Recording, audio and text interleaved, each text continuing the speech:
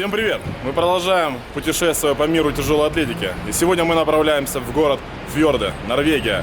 Там будет проходить чемпионат Европы по тяжелой атлетике 2016.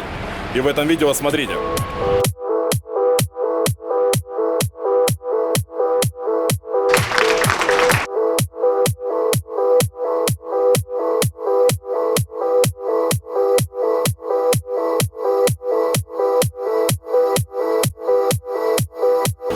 Чемпионат Европы начинается 10 апреля, но я еду немножко раньше для того, чтобы посетить конгресс, который будет проходить завтра, 8 числа.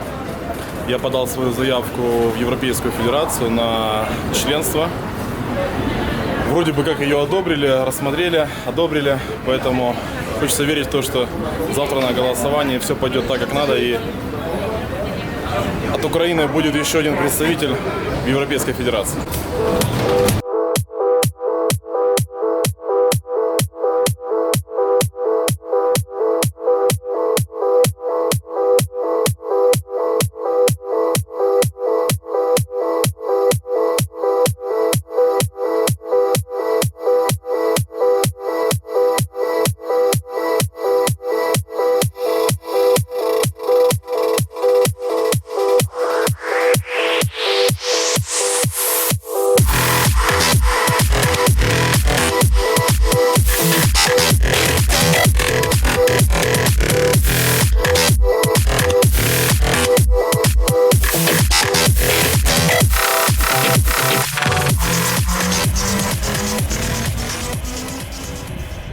Мы прилетели в аэропорт Бёрден, и оттуда 200 километров до фьорда.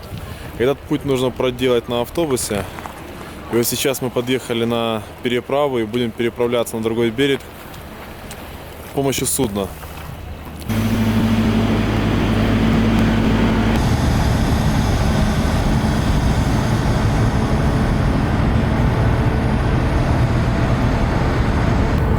Ну что могу сказать? Уже темнеет, а мы все еще едем. Даже, наверное, правильно сказать, не едем, а уже плывем. Поэтому сразу же выплывает вопрос к организаторам, почему организаторы не встречают команды. Команды добираются сами. В моем случае, в принципе, мне даже это немножко в прикол. Вот. Потому что мне интересно посмотреть на это все. И как бы мне завтра не выступать. А вот ребята, которым завтра выходить на помост, и им желательно бы не так сильно переутруждаться в дороге, это было бы очень важно. Поэтому я надеюсь, что эти моменты будут учтены, и к разгару соревнований всех будут встречать и провожать так, как это надо делать.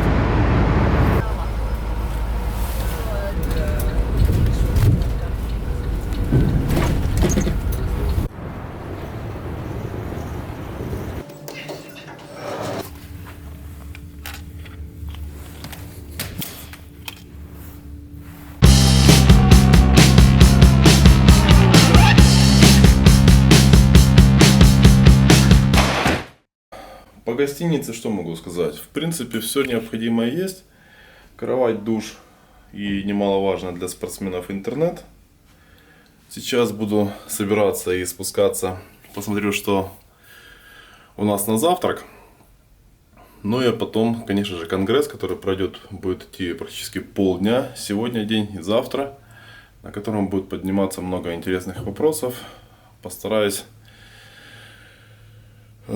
что-то даже заснять и вставить в видео.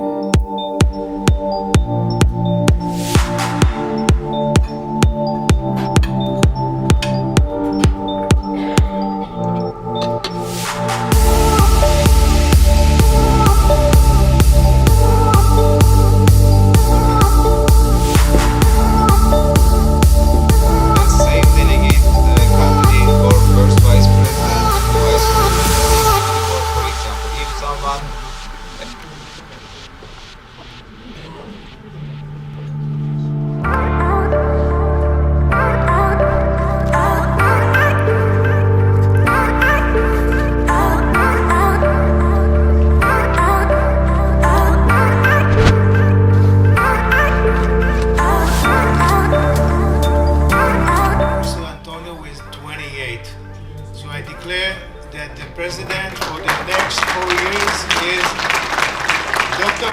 Antonio Urso.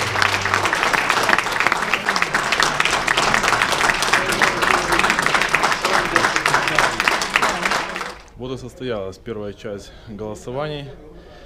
С перевесом 70-30 победил Антонио Урсо. Так что на следующие 4 года этот человек будет продолжать возглавлять Европейскую Федерацию, развивать ее. Посмотрим, как ему будет это удаваться. Ну и, конечно же, надеюсь, что все будут помогать, вне зависимости от того, как голосовали и кому отдали свой голос.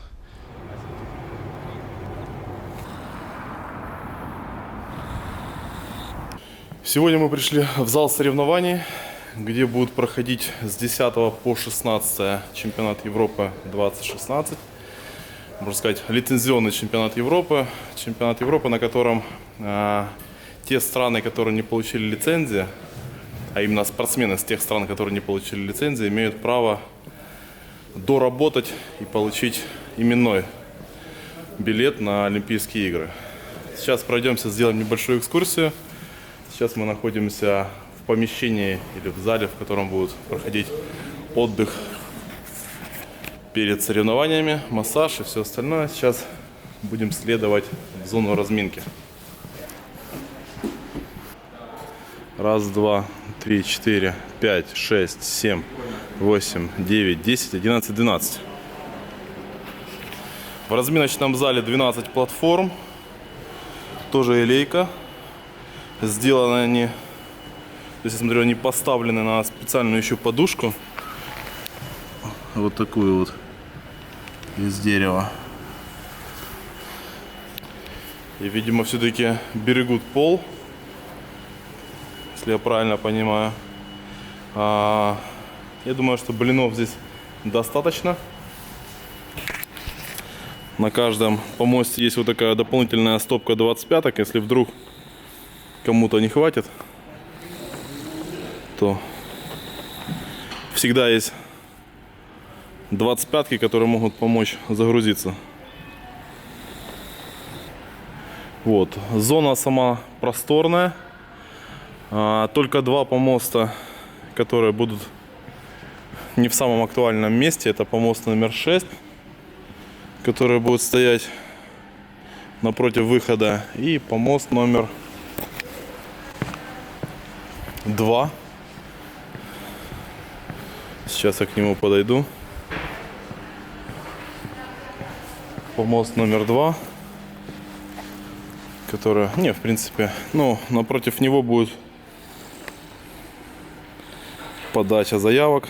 Вот такой вот соревновательный макет. Сама соревновательная платформа, где спортсмен, экран. Оборудование элейка. Между прочим, именное. На дисках написано Фьорде. Вот. Если нужно немного магнезии, вся магнезия лейку. Сам помост и то, что мы будем видеть перед помостом, это небольшие скамейки и самое интересное, что лаунж-зона. У меня как-то одно время часто спрашивали, о чем я думаю, когда выхожу на помост и куда я смотрю, куда я сосредотачиваю свое внимание. Тот, кто хоть раз выходил на помост, понимает, что и знает, что думать о чем-то, кроме того, как поднять штангу, ни о чем нельзя, не получается. Вот. И взгляд всегда, по крайней мере, я делал на камеру, либо на лампочку, которая была над камерой. То есть это всегда так, чтобы не сосредотачиваться на живом объекте, на каком-то человеке. Завтра начало соревнования, сегодня еще работа, можно сказать, не закончена, поэтому все как на чемпионате Украины. Но, между прочим, Аян сказал, что Ну, первый раз так быстро все готово и так заранее. Вчера мы смотрели. Поэтому сцену. все-таки надежда есть, что Типа, мне кажется, что- чемпионат Европы состоится и пройдет.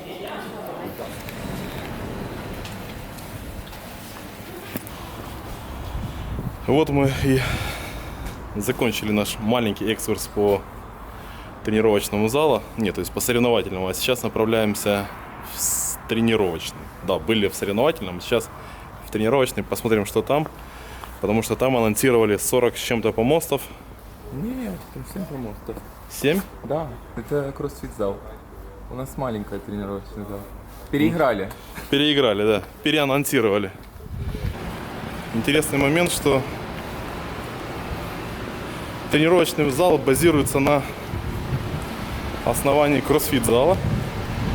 Там поставили дополнительных, Юрий говорит, 7 помостов.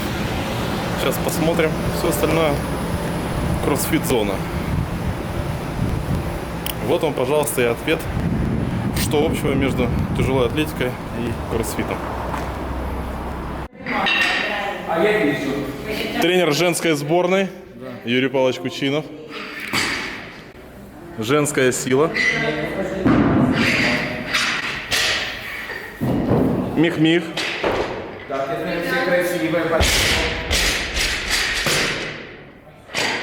Мих-мих. Доктор, у которого есть разные таблетки. Массажист.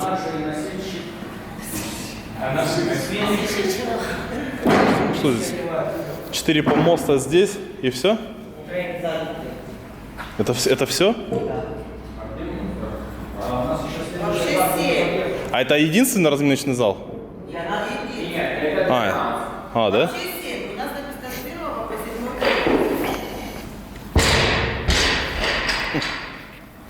Короче, специально для Украины выделили зал с 7 помостами. Потому что украинская сборная самая сильная. Не, она непредсказуемая. Вот.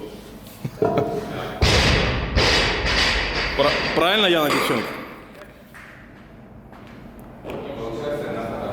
Самое-самое.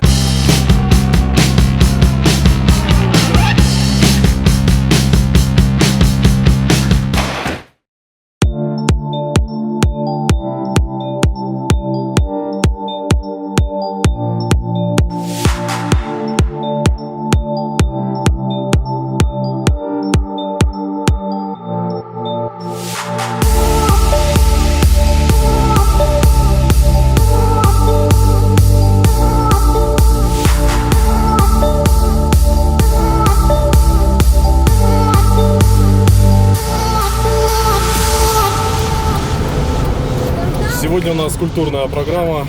Мы приехали в музей. Как музей называется? Просто ледниковый музей. Дальше у нас будет сам ледник.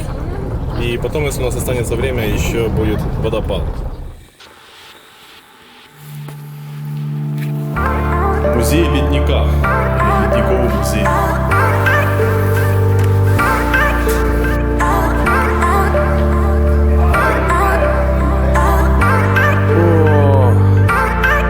Ты холодный. Сейчас у нас небольшой научно-познавательный фильмец.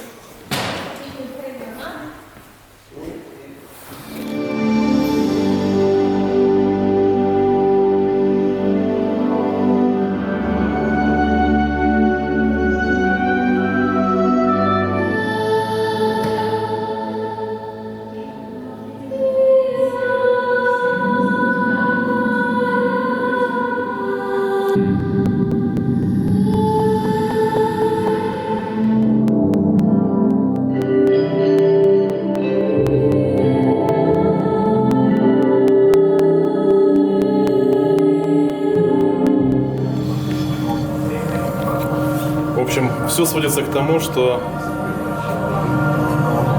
на планете оказался человек, и он начал постепенно разрушать экологию всякими выбросами, всевозможными эффектами. И вот дальше идет непосредственно много документальных фильмов и материалов, которые об этом свидетельствуют.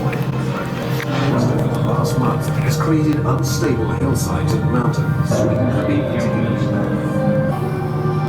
Det stigande havnivået har ført til masseevakuering av mass evacuation.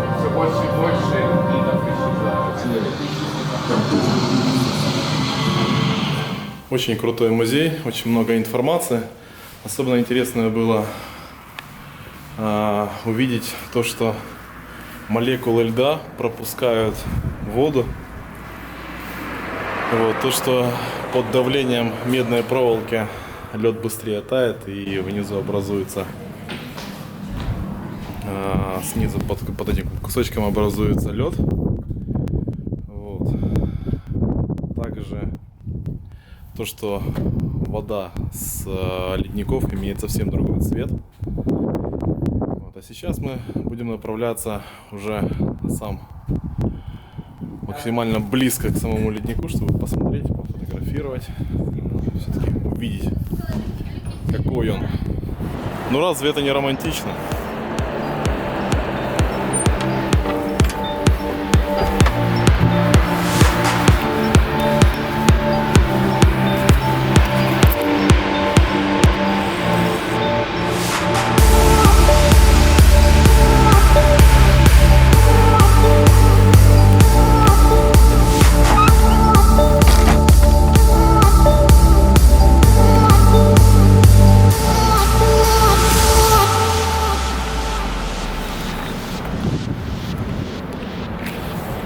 Сидишь в туалете, слушаешь хороший бас падающего водопада и наблюдаешь за природой. Романтика, она такая. Батарея уже садится, поэтому надеюсь, что успею показать это.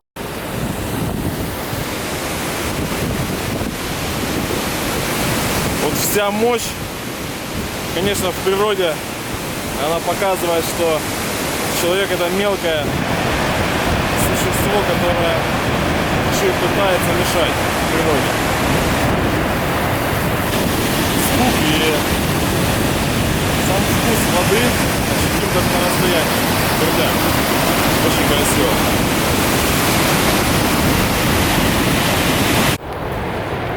На этом наш экскурсионный день подходит к своему завершению. Спасибо огромное тем ребятам, которые, как оказывается, наши люди есть везде, вот, которые нам устроили этот приятный день, показали свои достопримечательности. Завтра я уже возвращаюсь домой. Занимайтесь спортом. Спорт может дать вам возможность путешествовать по миру и немножко расширить свой кругозор. Поэтому всем хорошего настроения, чтобы у всех все получалось. Пока.